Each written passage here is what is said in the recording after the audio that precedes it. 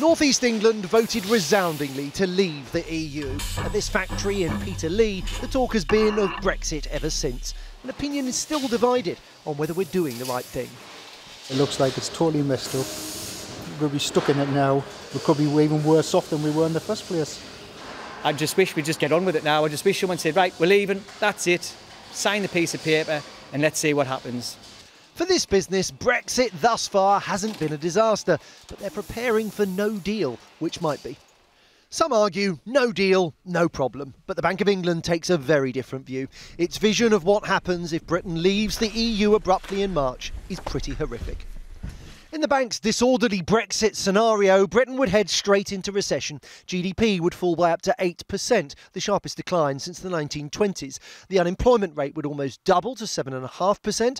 A slump in the pound would trigger price rises. Inflation would hit 6.5%, and the bank would have to hike interest rates to contain it. Bank rate would rise to 5.5%. The message here, Britain isn't ready for no deal. The country is not yet fully prepared for a cliff-edge Brexit. Surveys suggest that less than half of businesses have initiated contingency plans for no deal, and less than a fifth of small businesses have done so. The Bank of England points out this is a worst-case scenario, an assessment of what might happen rather than a forecast of what will.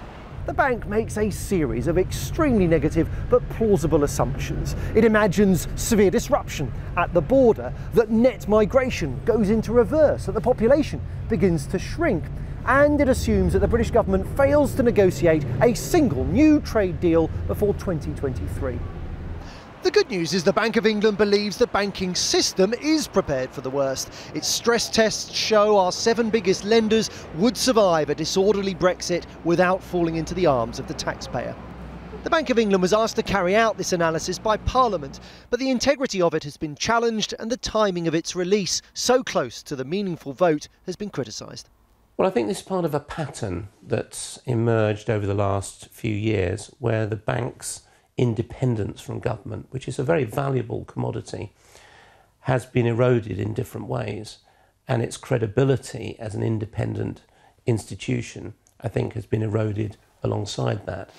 Back in the North East, they're hoping for frictionless trade post-Brexit. The Bank of England's analysis suggests such an outcome would improve our growth prospects. Unfortunately, the EU has more or less ruled it out. Joel Hills, News at 10.